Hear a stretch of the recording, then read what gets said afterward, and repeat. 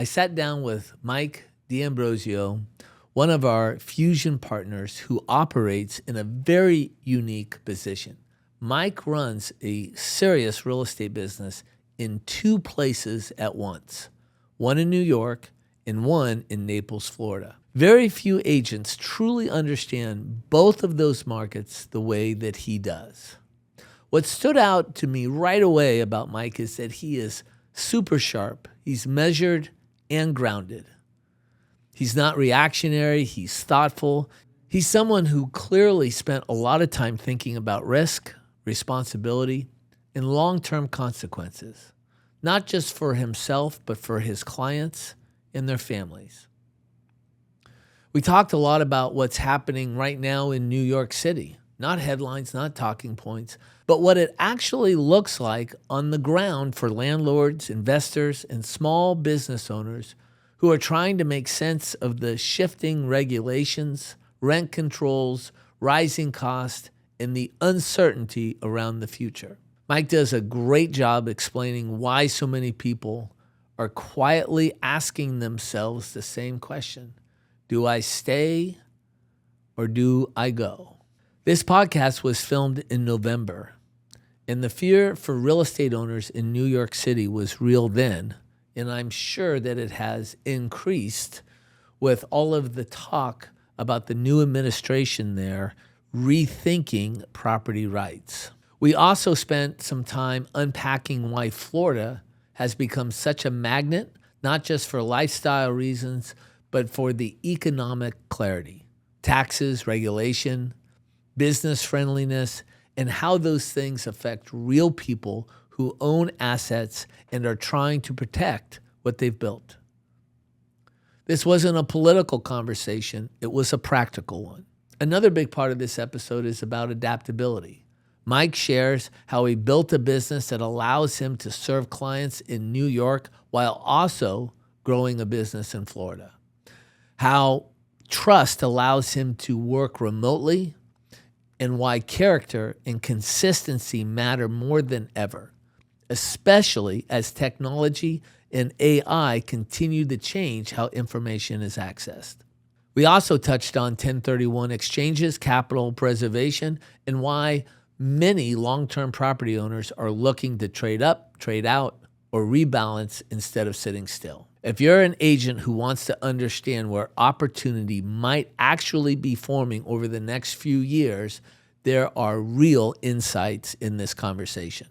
This episode is for those agents who want to think bigger than transactions, for people who want to understand markets, movement, and long-term positioning, and also for anybody that believes trust, clarity, and good judgment still matter in this business. Let's get into it. Hello, Mike. It is good to see you again. James, great to be with you. Thanks for having me.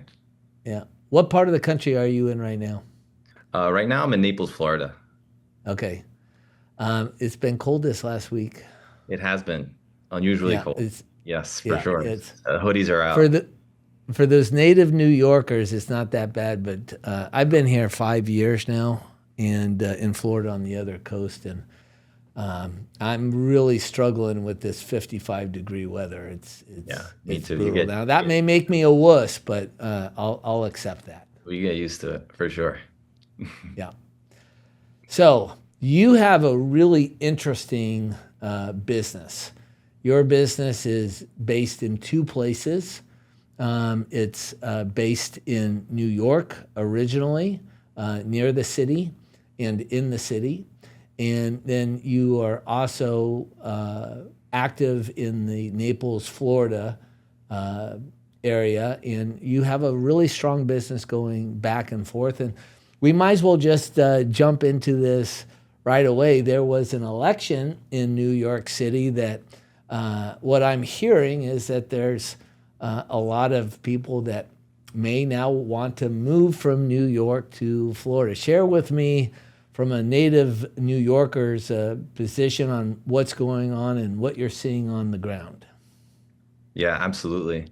So, being born and raised in Brooklyn, New York, which is within the five boroughs, and most recently with my real estate business, I am working in the surrounding areas mostly, but I still do go in and out of the city.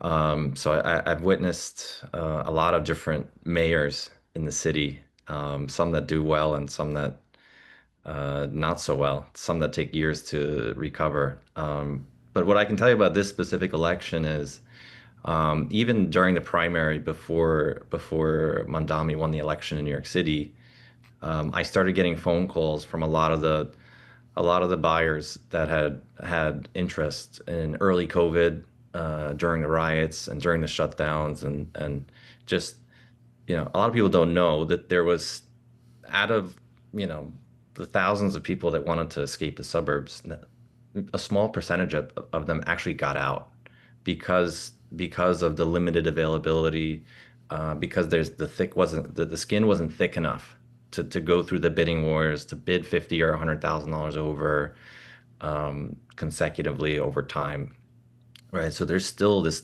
demand, to get out, and now it's not the shutdown that's concerning people. It's this new governor, who's kind of shoving these political ideas of, hey, if you don't take care of your property, we're going to come in, do the repairs, and slap you with a bill. And at the same time, we're going to tell you what to charge your rent and kind of freeze the rents.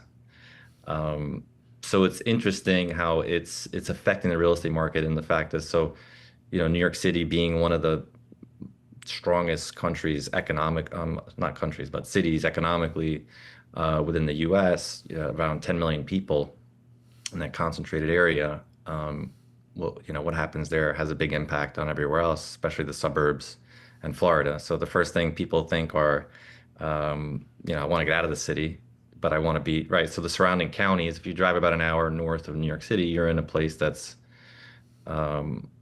not as heavily democratic, with some better, free market rents, with some different ideas, and then the alternative being Florida, just getting out of the state altogether. Right. That people are So deciding. people are really thinking about changing. So if they have assets in now, is it just Manhattan that he affects, or does he So affect he also the boroughs that are around it? Five boroughs. Yes, New York City consists of the five boroughs. So it's going to Okay, be Manhattan, Brooklyn, Bronx, Queens, Staten Island. got it. But it's where all the density is, right? The Okay. And highest. so if you have real estate assets that are there, the if he is able to change the laws and have his way on what he wants to do, the way he wants to do things is going to be very pro tenant and anti landlord. And so I believe there was a discussion of 5-year rent freezes, Correct. and additional requirements of the landlords. And so a lot of those things are unknown on the impact that they might have on an owner. And so that can certainly create a lot of anxiety. I don't know if the demographics are accurate in the five bureaus. It might be different, but in the nation, most of the single family rental units are held by a part-time investor. So a lot of the homes that are being rented out are owned by someone who owns one or two rentals as a part of their retirement plan or their investment plan. Is that different in the New York area than it is in the rest of the country? No, I would agree with that. I would say, as a general statement, around 80%, 85% is going to be mom and pop landlords, right? Part-time investors, like you said, Yep. and a So lot of these are a lot of really them are small. generational. A lot of them are generational, families that came over from Europe, during the Great Migration in the 60s and 70s, that had picked up properties for, 100-unit buildings for maybe $100,000, $200,000, and they've been in the Wow. family for all these years. There's a mix of funds and corporate finance as well, but I would say the majority of it has been passed down generationally Yeah. and belongs in the hands of the mom and pop landlords. Yeah.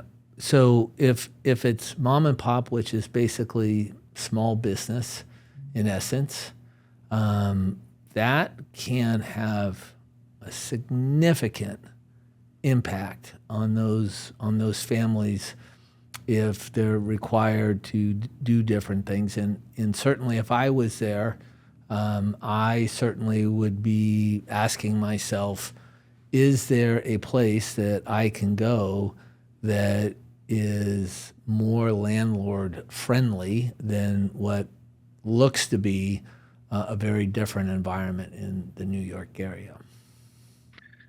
Yeah, and it's something that I talk about a lot with my clients. About a year ago, I don't know if you remember the story, but there was a news report in the Bronx about there was a building, a corner, a section of the building of a Bronx that had collapsed, right? And the news had portrayed this guy to be a slumlord. He didn't take care of his property, yada yada yada, right? They painted this guy to be an evil man. And what I thought when I saw that is, and because I understand, because I have clients with 20, 30, 40, 50 unit buildings. And so for your Yep. knowledge, anything over I'm sorry, anything over 5 units is considered rent stabilized, especially if it's an older product, which a majority of the product is. Right. Right. Which means you have to ask permission, or you have to ask what the rent is. And even with that, with these rent increases, right, you will have a collection of tenants that are paying. For example, I'm working on a 6 unit building right now, stabilized in the Bronx. It's got one apartment at $800 for a two-bedroom and another one at 900, while the other four are hovering around 1900, which is, and then just to give you an idea, free market there is around 2800 to 3000 for that same apartment. Wow. If it were in a duplex, anything smaller than 4 units. So if it's stabilized, does that mean that they can raise rents, but it's just slower? Like Right. what's You the have a, process? you, they'll give you anywhere from 3 to 5% every year. And if you Okay. don't, if you had a landlord that didn't do it for 20 years, you got to start where they left off. Wow. So, so what comes to my mind is looking at it a little more common sense is when what I see with my clients is they don't have the money to keep up with because the property taxes are still rising. Some of these, I have a 26 unit building for, Yeah. and now the property taxes are close to 100,000 a year. The Yep. cost of water, the cost of the interest rates aren't, nobody takes in consideration the interest rates on those buildings, the debt, Yep. uh, the cost of material going up. So you have all these rising costs on the landlord. Well, and all Yeah. construction in New York has to be done with union, right? No, not necessarily, but the challenge with New York City is, for example, I had a friend, he was a glazier, right? He had a glass company. And every time he would do a job in the city, he's got to factor in for the parking tickets that he's going to get every day by leaving his van outside the property to do the job. And Wow. they're so fast, there's no way to get around it, right? So Yep. they're hammering you with parking tickets. You're going up and down the elevator, service elevators, and some of these buildings are walk-ups. You got 5, 6, 7 story walk-up buildings from the late Yep. 1800s, right? It's prehistoric buildings. So you've got all these things to overcome in the city, which also kind of factors into the price and makes it much more expensive than it would be for a single family house out, maybe 40 minutes outside of the city, right? And you also can't, the way you get rid of material, you can't put a dumpster in a New York City block. Yep. It's very difficult. So there's all these things that kind of create pressure, right, on these landlords, and then the media, for whatever reason, wants to come in and say, hey, he's a slumlord, he's not taking care of his property. He's not taking Well, it care of his creates a story property for because he people to can't. want to listen Right, to. because they always want to patronize the tenants, but in reality, it's the tenants that are bullying, that are taking advantage of the system and bullying the landlords because, Yep. they know the rules and the laws better than anyone. There's Yep. even channels on Instagram that'll tell you how to keep yourself in court for, years on end. And Yep. and that's for another conversation, but it's not a pleasant environment for a landlord for sure. And there are a lot of my clients that are looking to get out into the suburbs and into other areas because of it. Well, if you know, I lived in California my whole life up until about 5 years ago, and I moved my business to Stewart, Florida, and I moved to Palm City, and California. It's somewhat similar. It sounds like it's worse in New York City, but we have state income tax there of 13%. We have sales tax that is close to 9%, I think, in California now. And I was listening to Ron DeSantis, who is currently in Florida. There is no state tax, so that's a big win for me when I moved and made the change. So the difference in that pays all of my housing. Actually, what I was paying California now pays for Wow, all of my housing here. incredible.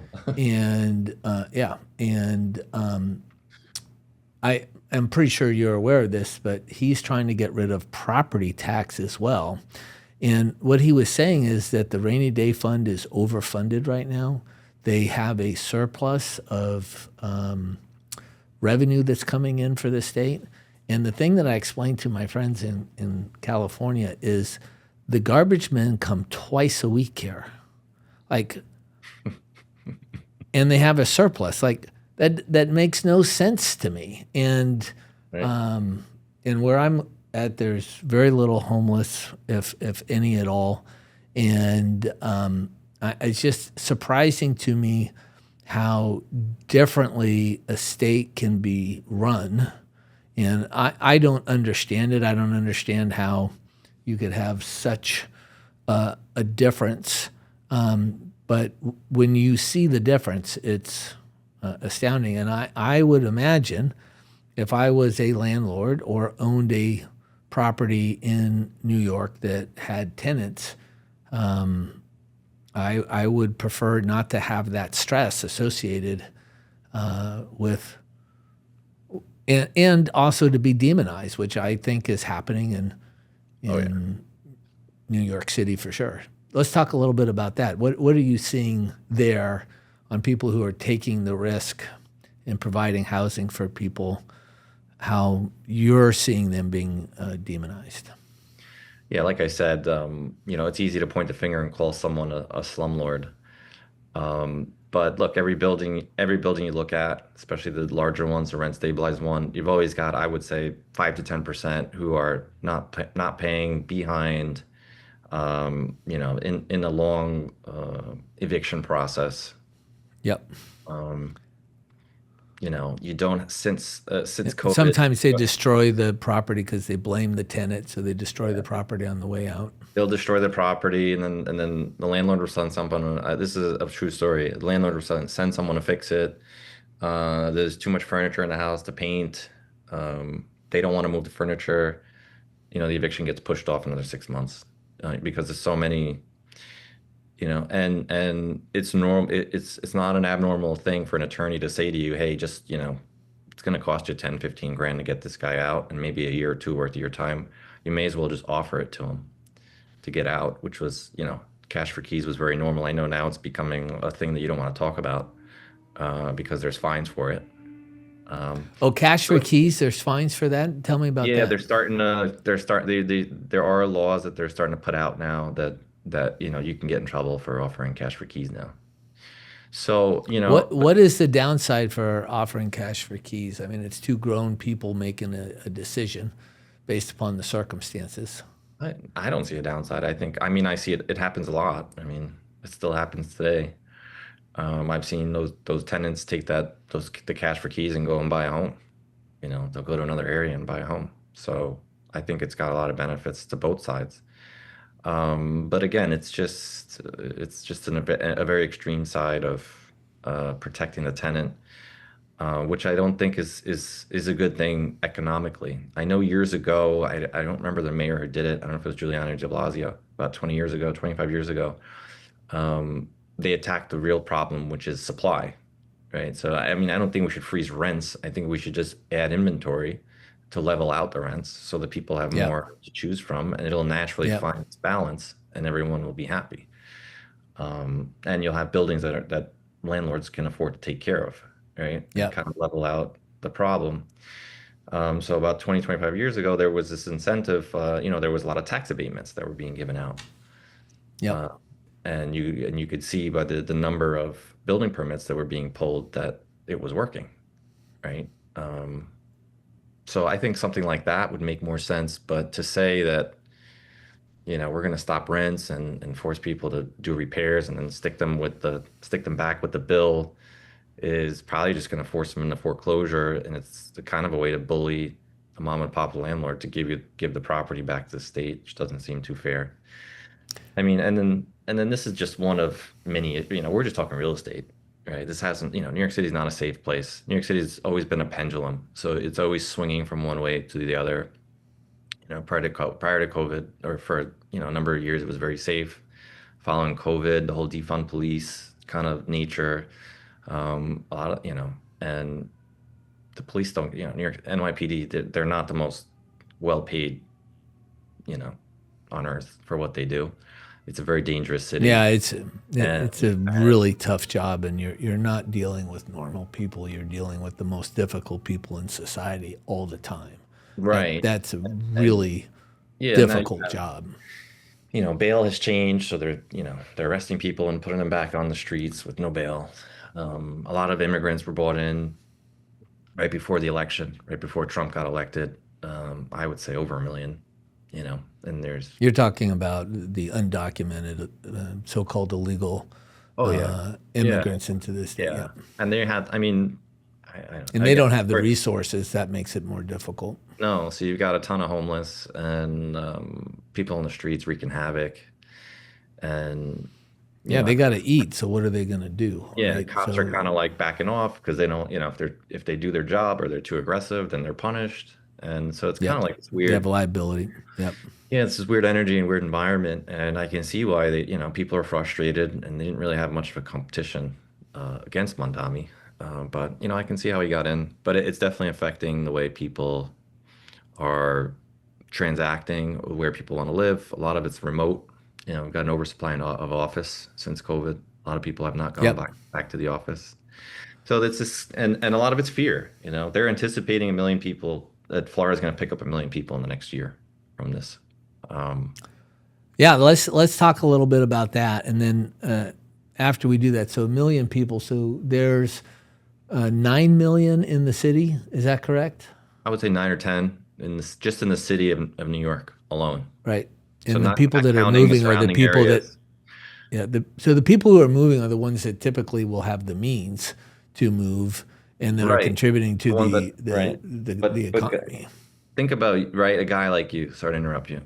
Think about a guy like you who left California, right? That 10%, you're an entrepreneur, you're a smart guy. Like anybody who's made over, 7 figures is got a certain kind of intelligence and discipline, right, and mindset. And if you think that you're just going to go slap a tax on everybody and they're not going to find a way to avoid it, um, I think you're a little naive, right? So, the ones that are Well, forced may pay it, but I would guarantee you a lot of guys like you and me are just going to pick up and go somewhere else and go to a place where there's incentives, right? so let's talk about that for a minute, and let's talk about your business. So you're really in a unique position to really help a lot of these people that fear the heavy hand of more regulation and how it could affect their family, and they're going to want to position themselves to protect their family assets the best that they can, to take care of the people that they love, that are connected to their families. And so how, what are you doing to communicate with those individuals right now? Because again, like I don't know anybody who personally that is in New York, has a business in New York, a real estate business, and has a business in Florida that like this could be a pretty exciting season for you if you manage it right. And how are you going to manage that? It's interesting, yeah. So, I mean, it kind of came out of necessity in the beginning. So, I was in the middle of a 1031 exchange right in the beginning of COVID, And for me, I had money in an escrow account and the government shut, the place shut down. And so we were not essential The workers. 1031 company shut down? No, no, meaning like I just had my closing. My money's in Yep. my intermediary account, and Yep. I've got 45 days to go and find property. And I'm no longer an essential worker. It's the whole place is shut down. There's riots, the whole Got it. bit. Oh yeah, okay. I'm not an essential worker. I can't go into my office. I can't show property. There's nothing for sale. Any deals that we did have were dead because everyone's Right. losing. Because it's just like the fear, the panic. I mean, complete Yep. panic. Or a Yep. lot of people honestly just lost their jobs and just couldn't. They didn't have the Right. means to finish the transactions. I mean, they adjusted the loan mortgage companies adjusted their way of processing following COVID. There's so many verifications of income now, like come the day of closing because of what was happening, right? Yep. Um, and I had to look elsewhere. And I was happened to be in Florida at a retreat in Marco Island. And I was with a buddy who owned a mortgage company. And we were actually looking on your side at first. We were spending some time on the East Coast, getting familiar with it. And then I came to the West Coast and, found some property that made sense. And, was able to finish my 1031 exchange. And then the boom came. Actually, as I was in contract buying this property, there were people trying to outbid me, six figures higher than what I had. And they were hoping that I would just let it go and not close the sellers. But Right. anyways, Right. so it started with the property and kind of going back and forth with that renovation. And then I got licensed here, and then I started. There was really not much I could do in the beginning there. And when I came to Florida, it was like nothing ever changed. It was open. There was no one wearing masks. It was like, whereas Yeah, in it's New like York, I had to show a vaccine card to go in like into a restaurant or something. So, and then you had that plus the attitudes of everyone else around you. It kind of right. created a weird environment. So as I was going back and forth, I was like, I was kind of forced to continue running my business in New York and leverage as much as possible because I wasn't always there. And then I started building my business here because Yep.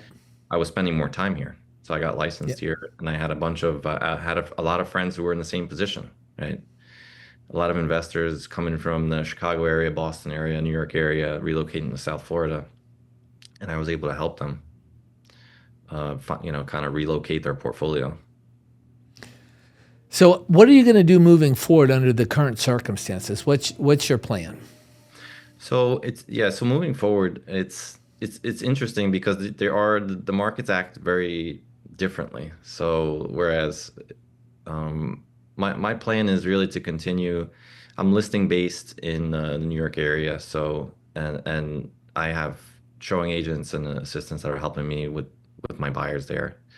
So a lot of the stuff in New York, I'm able to handle remotely, but I will spend maybe 1 week a month there, 1 week every month or every other month in person. Um, Are you doing your buyer presentation, your initial buyer intake on Zoom? Then is that yeah, how you do it? yeah. Even a lot of the listing presentations, Really? I'll send someone on my team to just take photos, and then I'll do some research, and a lot of it will be on the phone. Yeah. And again, Well, that, I got used to to this do that, during you COVID. have had to have built an incredible brand of trust and reliability. How do you think that you did that?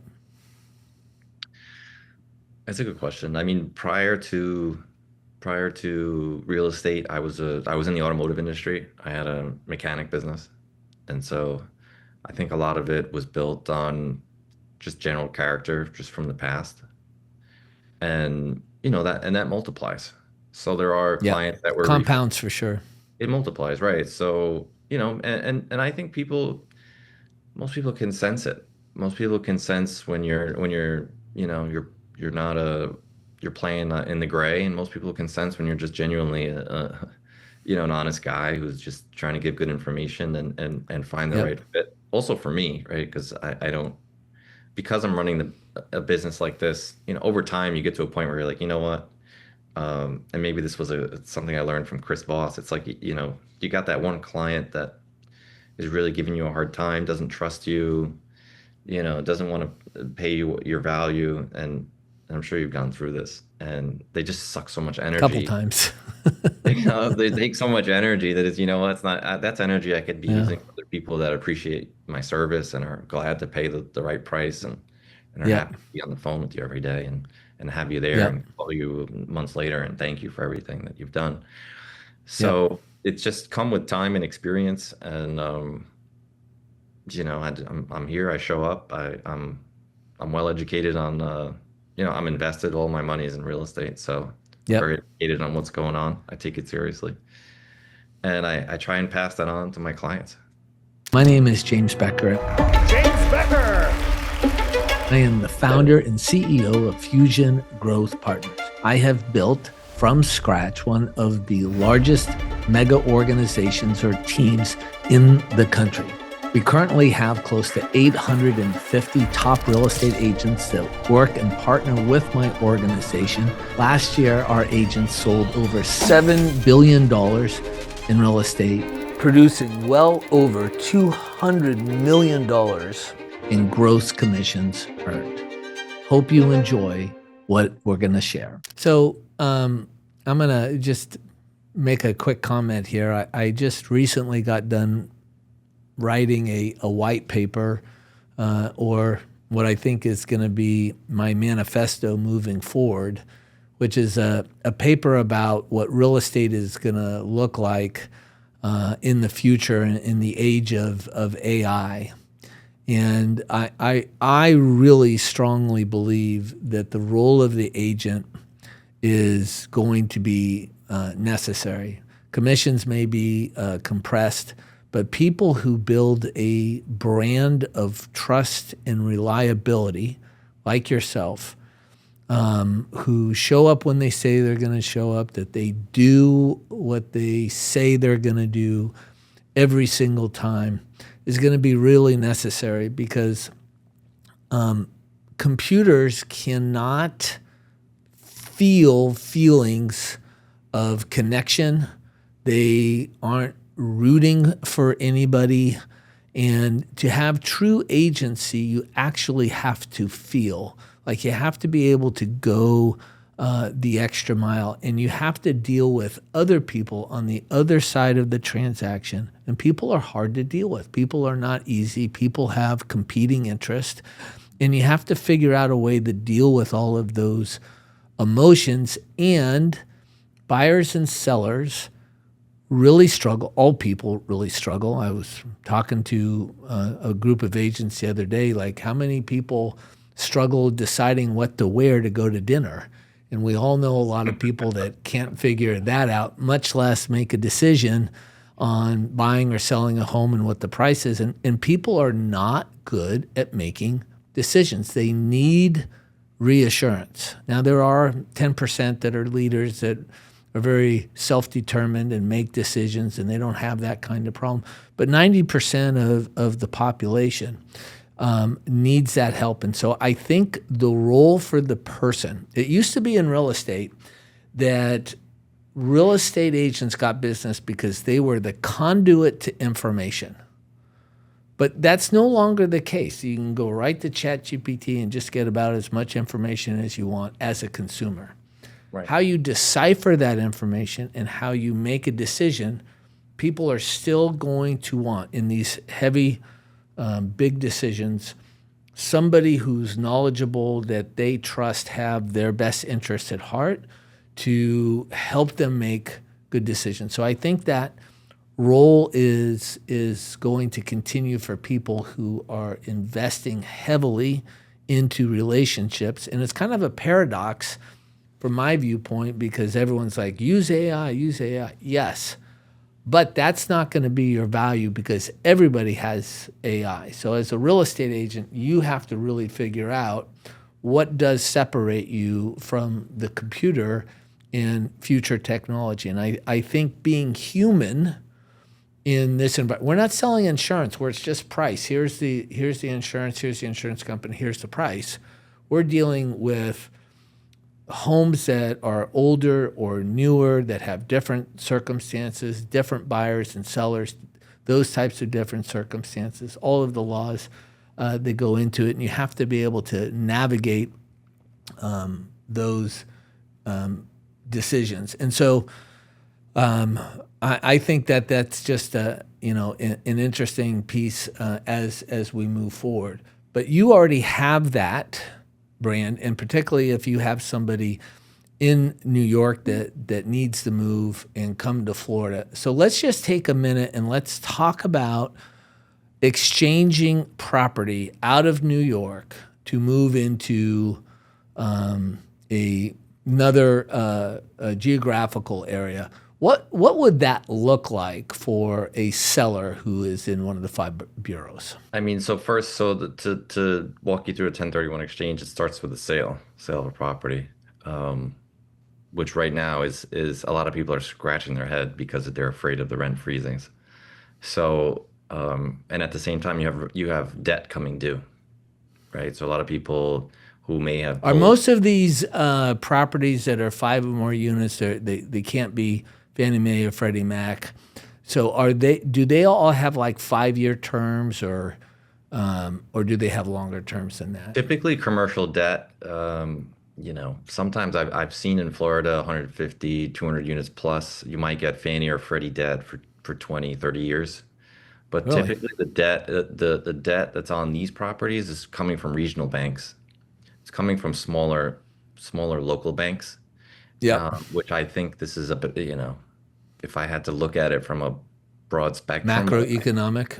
yeah, it's when you look at it, you say, all right, who's suffering from these fluctuating interest rates? And it's going to be the small regional banks, it's the small credit unions, the guys that are lending on the to the local business owners for the small shopping centers and things like that. Because Chase Bank won't give you anything on that, No. right? What's going to happen is all these regional banks are going to be belly up and they're going to get eaten up by the bigger guys, potentially. So unless they don't, I don't know Yep. what's going to happen, and it's not there yet. But it is, commercial.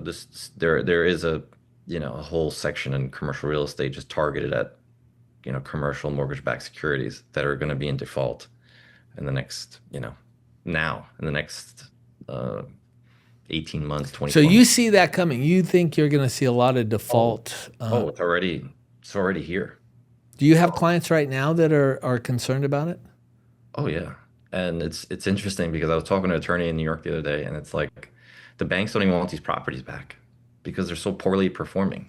So, people are optimistic. They paid the bigger price because they had the better debt. But that deal made sense at 2%, doesn't make sense at 6 or 7, you know. Yeah, and so those notes are coming due, is what you're Those saying. notes are coming due, and the people that were over leveraged or even normally leveraged are in trouble. And they're gonna have to sell or take a haircut or Is give the there keys back to the bank. is there a market for it? I mean, who would want to buy in New York City right now? I mean that I mean, at the right I price. mean, New York City is going to survive one way or the other. I'm sure of that might, Yeah. I can't imagine that the financial center of the world, literally, there may be some dark times here ahead. Hopefully, the pendulum will swing. I'm not a very political person, but the political ideas don't ring true for the long term as far as the way that I see things and applying what I would consider common sense. I'm not to say that I'm right, but certainly seems to be problematic and has been for the history of the world in other places. And so at some point, it might swing back, and this election was not an overwhelming election by any means, and so I think there is some hope for that. But if someone wanted to move out and say I have the ability to sell, what would they do to exchange into a property in Florida? How would you? Right. Okay. So it begins with a sale, right? We're gonna list the property. We're gonna find a buyer, and then I'm gonna introduce them to what's called a 1031 intermediary. So I work with a company called IPX. They work all 50 states, and they're a qualified intermediary. They're gonna educate the client as far as all what the rules are. Hey, Here are all the rules of the transaction. It's mostly, most of your attorneys are not going to give you tax advice, and even some of the accountants don't really know it too well. So IPX does a great job of just educating the consumer on, hey, you've got 45 days. The money can never, the minute your money touches that money from that sale touches your bank account, it's a taxable event. So we're going to make sure that doesn't happen. They're going to help calculate the basis in the event that they can't perform. Okay, explain basis for people who don't understand it. So basis is simply this. It's acquisition price. What did you pay for the property when you bought it? Um, how much money did you put into the property over time? For example, you bought a building for $1 million. You had put 250,000 into it in renovations over the 5 years you had it, and any other money that went into it, and that 1.25 is going to be your basis. And then there's going to be a little extra math with how you've been depreciating it, the property. But if you've had any kind of gain, so if we're in it for 1.25 million, and now with COVID prices are pretty much double since then. You're in 2 million, 3 million bracket now. You end up giving away about half of what your gain is to Uncle Sam if you don't exchange for something bigger. So it saves all of those tax dollars if you exchange into something else. Correct. So the tax code is written for you to stay in the game because the government is not providing housing. So there's a lot of, and that's why we have incentives for business, and that's why we have incentives for property owners. So, the name of the game is to keep trading up, find another property, trade up, and then down the road, as you build equity, if you do need liquidity, borrow against it. Yeah. Elon Musk is not a billionaire in cash. He'll just borrow against his paper whenever he Yep. needs it to go and make an acquisition or use the money, whatever. So, All right. So if you're in New York City or anywhere else where you need to sell and move somewhere, Mike would be a great person to talk to get some advice. He's personally done it himself. He's done it with a lot of different clients, and certainly would be somebody that I personally would utilize to help me in that endeavor. Let's talk about you a little bit on your personal side. You have some new things that are happening in your life. Why don't you share a little bit about that? sure. Well, you mean like the fact that I'm getting engaged? Where do you want to go with this? Well, are engaged, yeah. Like Engaged, yeah. let's hear the story about this amazing young lady that you met, and a little bit about the romance, and then you got to tell us a little bit Sure. about how you proposed. Okay. All right. Fair enough. So yeah, about 2 years ago, kind of, I would say 2, 3 years ago, I was coming out of relationships, talking, like I said, I was talking to my dad, and I've come from a family of, both my parents were from Italy, and a lot of Italian spoke in the household, and that kind of thing. So I was looking to connect with someone with the same culture, kind of bring the home back, and with the Italian language and such. So following a trip to Italy, I started going to this Italian market here in Naples because I missed my espresso that I used to get over there. Real espresso. Real espresso, yeah. So real Yes. espresso, a little Italian market, all the Italian goods, croissants, things like that. So then Yeah. it was nice to just hear people speaking Italian. It was a little family Yeah. from Italy that owned it. Yep. And shortly after I started, I'm my fiance now. I started to see Sarah at the restaurant, and actually one of my partners here with Fusion, we actually met there one day. Yep. The past. So I started, we saw each other for a series of months and didn't really, there was really not much there in the beginning. But then I'm not sure. I came back from a trip one day. We went and got coffee, and it started from there. But anyway, so that's originally how we met. Started going out, and then started discovering all this little Okay, community so of Italians. let's get into details. How did you end up going to coffee? Did you say, "Hey, let's go have coffee," or did she say, "Hey, I'm free for coffee," or like, who made the first move? I did. Yeah, I did. I had just come back from a Okay. trip, and I was showing her some pictures. So I asked for her Instagram, like, hey, let me send you some pictures where I was. I had taken a Yeah. trip to South America. And I had asked her. I said, "Hey, actually, I here's how it started. She was riding her bike home.